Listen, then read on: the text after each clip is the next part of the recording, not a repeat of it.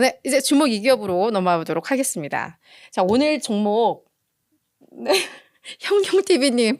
제가 봤을 때 형용TV님도 지금 저와 증상이 비슷하신 것 같은데, 네, 가만히 있다가 선제 얘기 듣고 달려왔다 얘기해 주셨어요.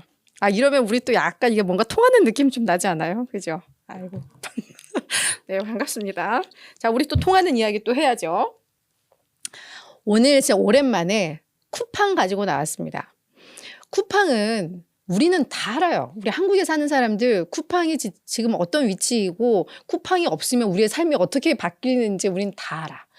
근데 이게 월가에서는 사실 어찌 보면 그냥 아시아의 작은 나라에 있는 그냥 이커머스 기업 관심 없어요. 그죠? 그래서 사실 보고서가 별로 안 나오는데 오늘 나왔더라고요. 그래서 가지고 나왔습니다. 그리고 가끔 우리 쿠팡에 대해서 궁금해 하시는 우리 구독자님들 좀 있으시거든요. 그래서 오늘 이걸 가지고 나왔는데, 자, 쿠팡 UBS의 제니퍼 한, 이분도 왠지 한국계일 것 같은 느낌은 나요. 그죠? 이 제니퍼 한 애널리스트가 요즘 그래, 이 이커머스 시장 경쟁 심화되고 있어. 하지만 쿠팡은 높은 성장 잠재력이 있어. 라고 이야기를 하면서 쿠팡은 절대 간과해서는 안 될 기업이야. 너희들 이거 관심 안 가지면 안 될 기업이야. 라고 이야기를 하고 있는 거죠. 투자 의견을 중립에서 매수로 상향 조정을 했고요. 목표 주가를 18.5달러에서 26달러로 40.5%나 상향 조정을 했습니다. 원래 UBS가 쿠팡에 대해서 다소 보수적으로 봤던 곳이거든요. 이 목표 주가, 기존 목표 주가는 지금 월가 최저가가 18달러인데 18.5달러니까 상당히 어떻게 보면 비관론에 섰던 사람이에요. 근데 이제 낙관론으로 돌아선 겁니다. 추가 상승 여력 14% 있다고 한 건데, 정확히 이 UBS가 작년 12월 20일 날 매수해서 중립으로 26달러에서 18.5로 낮췄던 곳인데 이걸 완전히 한 5개월 만에 원상복귀 시켜버린 겁니다. 그래서 사실 5월 7일 날 실적 공개를 했는데 그 실적은 약간 실망스럽긴 했는데 그걸 보고 이런 평가를 갑자기 내린 거거든요. 그래서 조금 재밌어요. 그래서 이거는 좀 봐야 할 것 같습니다. 네, 그리고 월가에서는 이 쿠팡을 한국의 아마존이다 이렇게들 또 수식어를 붙여주니까, 네, 우리 한국의 아마존 한번 보도록 하겠습니다. 실적이 대체 어떻길래 실적을 봐야죠. 먼저 지난 5월 7일 날 1분기 실적 공개했는데 매출은 좋았습니다. 전년 대비 24%나 증가했어요. 잘했어요. 조정 EPS는 그냥 5센트로 월가 예상 수준으로 나오긴 했는데 그동안 계속 적자 하다가 이렇게 흑자전환해서 이렇게 계속 나오는 거, 이것도 얼마나 기특해요. 우리가 봤을 땐. 근데 사실 좀 숫자가 약하기는 하죠. 근데 이건 성장 기업이니까 이것도 그냥 잘 보려면 볼 수도 있는데, 조정자를 뺀 그냥 EPS는 월가에서 한 5센트 예상을 했는데 사실은 그냥 제로였습니다. 제로. 그럼 이 일회성 비용이 뭔가 있었다라는 건데 뭐였냐? 그 명품 플랫폼 그 파페치 인수한 거, 그 비용과 관련된 것 때문에, 네, 그냥 실질적인 순이익은 거의 제로 수준이 됐고, 그거 일회성 비용을 빼면 그냥 월가 수준이었다라고 보시면 될 것 같습니다. 활성 고객 수는 지난 4분기 대비해서 한 50만 명 정도 늘었어요. 그래서 지금 한 2,150만 명인데, 국내, 우리 한국의 우리 뭐라 그러지, 그거를? 우리 국민수라고 하나? 인구수라고 하나? 그쵸. 우리 한국의 인구수를 고려를 하면 사실 요 성장도 잘한 거 아닐까라는 생각이 들어요. 그죠? 절반 정도가 활성 고객이라는 건데, 그죠? 자, 연간 조정 EBITDA. 이 부분에 대해서도 7억 5천만 달러 손실 가능성을 이야기를 했습니다. 이게 전년도에는 한 6억 5천만 달러 손실이었는데, 이게 더 올해는 1억 달러가 적자폭이 더 늘어날 거다라고 한 건데, 요 파페치, 요거 5억 달러 인수하면서 거기서 나온 건데, 요 파페치가 지금 에비타가 마이너스예요. 한 3천만 달러 정도 적자니까 이제 그런 것들이 이제 포함이 되는 건데, 지금 쿠팡에서는 올 연말까지 요 파페치 에비타 기준으로 우리 이 손익분기점에 도달할 거야라는 계획, 목표는 가지고는 있으니까 앞으로 나아지겠지만 이런 얘기가 좀 있었습니다. 실적 발표 때. 자, 이렇게 되니까 그때 사실 뭐 월가에서도 뭐 몇 개 보고서가 나왔지만 사실 쿠팡에 대해서는 국내 애널들이 어찌 보면 더 잘 봐요. 그래서 요 실적 나오고 나서 국내 애널리스트들도 의견이 상당히 좀 나뉘었습니다. 한쪽에서는 이 팟패치 인수에 대해서 약간 좀 부정적으로 봤었어요. 그러니까 글로벌 경기 지금 불확실성이 있고 해외여행이 정상화가 되고 하면 그러니까 이 자금이 무궁무진하지는 않잖아요. 그러니까 여행 안 가면 그 돈 갖고 뭐 명품을 사기도 하고 뭐 이렇긴 하는데 이게 되면 이제 해외여행을 가는데 또 쓰면 그쪽 수요가 좀 줄 수도 있고 뭐 이런 것들. 그래서 이런 것들은 중산층의 명품 구매 수요에 부정적인 영향을 미치는데 요 명품 플랫폼을 인수를 했다. 근데 이 수요가 줄어들면 결국은 팟패치에 대한 마케팅을 할 수밖에 없을 거고 이 수요를 자극하기 위해서 그러면 이게 결국은 비용이야.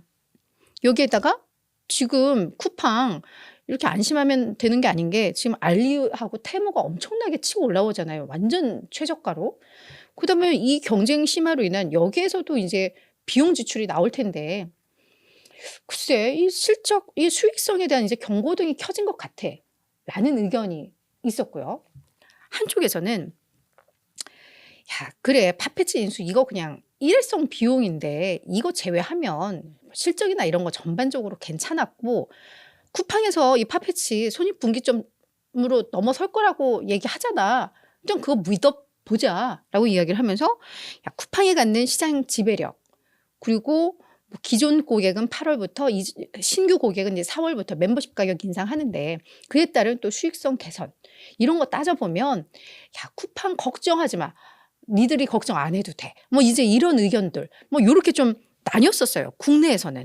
그래서 국내에서는 뭐 이거에 따라서 뭐가 맞겠구나. 이건 이제 예상을 하면서 정리를 하면 되는데 월가의 의견이 나왔으니까 너무 반갑죠. 그래서 월가의 의견들을 이제 좀 보려고 합니다. 먼저 오늘 가지고 온 UBS. 요게 한 지난달부터 이번 달 뭐 어제까지 나온 보고서들만 가지고 나온 건데요.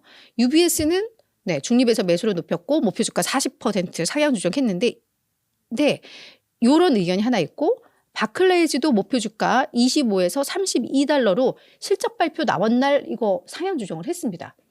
실적에 대한 우려도 있었지만 오히려 바클레이즈는 뭔가 긍정적인 걸 봤다는 거예요. 목표 주가를 7달러나 높였으니까. 근데 이 바클레이즈는 지금 월가 최고 목표가인데 얘들은 거의 실적 나올 때마다 목표 주가를 찔끔찔끔 올려요. 작년 2월에 첫 분석했을 때 20달러로 시작했다가 5월 실적 발표 나서 22달러로 높이고 8월에 24달러로 높이고 올 들어 또 25달러로 2월에 높였다가 이번에 32달러로 확 높인 거거든요. 그래서 이 바클레이즈 거도 나중에 제가 보고서를 또 보게 되면 이건 한번 다뤄볼게요. 쿠팡에 어떤 비전을 보고 있는 건지. 그리고 뭐 시티라던가 미즈호라던가 시티그룹이라던가 다들 뭐 투자 의견이라던가 목표 주가를 다 높였어요. 그죠? 자, 이런 상황인데 오늘 그럼 우리 UBS 거 한번 볼게요. 제니퍼 한의 의견. 쿠팡은 뭐 누가 뭐래도 한국 이커머스 시장의 리더다. 네, 이거는 뭐 당연하죠. 그러면서 시장 점유율을 또 지속적으로 높여 나갈 것이다 라고 이야기를 했는데 우리 한국의 이커머스 시장 규모가 1240억 달러 규모라고 합니다. 근데 현재 쿠팡의 점유율은 29%로 얼마나 많은 이커머스 기업들이 있어요. 29%라면 충분히 리더다라고 이야기를 하고 있는데 그런데 이걸 2026년까지 아마도 43%까지 점유율이 높아질 거다라는 전망을 내놓았습니다. 그래서 왜 어떻게 이렇게 봤더니 일단 쿠팡이 계속해서 포트폴리오를 확장하고 있고 그죠? 쿠팡이 뭔가 본인들이 부족했던 부분들 한참 예전에도 나왔던 얘기 같은데 지금 뭐 이런 뭐 공산품 뭐 식재료 뭐 이런 거에서는 쿠팡이 되게 앞서 나가는데 뭐 이런 패션이라던가 이런 건 처지니까 또 그래서 이번에 뭐 팟패치도 인수한 것도 그런 일환일 거고 해서 부족한 포트폴리오를 계속 확장시키고 채워 나가고 있잖아요. 그래서 그 확장과 강력한 물류 네트워크. 요게 이제 경쟁력인데 요걸 바탕으로 해서 점유율을 계속 높여 나갈 거야 라고 이야기를 하고 있는 거죠. 그래서 시장은 이 쿠팡의 역량을 다소 과소평가하고 있는 게 있는데 제대로 좀 평가를 받아야 될 때다라고 이야기를 하고 있습니다. 그래서 수익성도 이제 앞으로 지속적으로 개선될 거야 라고 전망을 하고 있는데요. 먼저 시장의 수익 추정치를 다소 보수적이라고 요 애널은 평가를 하고 있습니다. 2023년부터 2026년까지 3년간 쿠팡은 연평균 21%씩 매출 성장을 달성할 것이고, 근데 실제로 이제 그런 성과들을 내고 있어요. 그러면 요 성장률을 고려를 했을 때 결국 시장에서 예상하는 그 수익을, 그 전망치를 뛰어넘을 원동력이 바로 이 매출 성장이야. 규모의 경제를 이루면 수익성도 따라오는 거니까요. 그래서 아마 수익은 시장 예상보다 더 좋아질 거야 라고 이야기를 하고 있습니다. 그러면서 조정 에비타 마진이 10% 이상으로 지속적으로 개선될 거다라고 이야기를 했는데, 요거는 왜? 장기적으로 쿠팡은 운영의 효율성을 강화시키고 있고 또 규모의 경제 그리고 자동화 개선을 통해서 계속해서 마진을 개선해 나갈 것이다. 그래서 쿠팡 좀 관심 갖자라고 이야기를 하고 있는 거죠.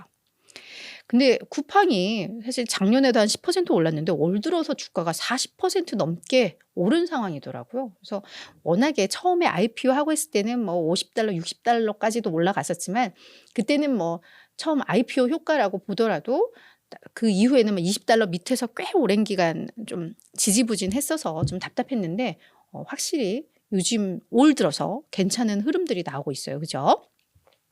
자, 그럼 월가의 전반적인 평가는 어떠냐? 17명이 쿠팡을 다루고 있는데요. 그중에 12명이 매수입니다. 71%. 이 정도면 잘하고 있어요. 그죠?